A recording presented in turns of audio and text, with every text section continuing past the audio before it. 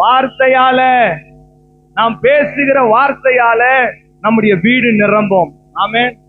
நீங்க நன்மையானதை உங்க வீட்டுல பேசுறீங்கன்னா உங்க வீடு நன்மையாக நிரப்பும்.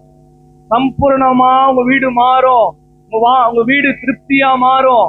நீங்க எப்ப பார்த்தாலும் வாயில முறுமுறுக்குங்க, வீட்டுல அப்படியே சமைச்சுங்க, தேவையில்லாத வார்த்தையை பேசுங்க, அப்படியே ஒரு தூங்கு மூடி மாதிரி இருந்தா வீடு அப்படிதான் இருக்கும். ஹல்லேலூயா, ஹல்லேலூயா. அதனால இங்க பாருங்க, ஆண்டவர் ஆசீர்வதித்து நீங்க கொடுங்கன்னு சொன்னாரு பாத்தீங்களா, அந்த வார்த்தை அங்கே நிறைவேறிட்டே இருக்குது. அப்போ அப்படியே அதை கொடுத்துட்டே இருக்கிறப்போ 5000 பேர் சாப்பிடுற அளவுக்கு அது நிரம்பி 5 அப்பங்களை 1000 பெருக செய்தார்.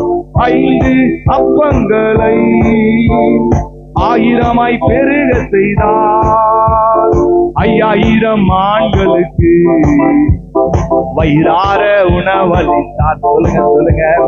5000 ஆண்களுக்கு வயிறார உணவளித்தார். பசியாக்கி நடத்திடுவார், தேவைகளை சந்திப்பார், மீதம் எடுக்க வைப்பார், பிறருக்கு கொடுக்க வைப்பார்.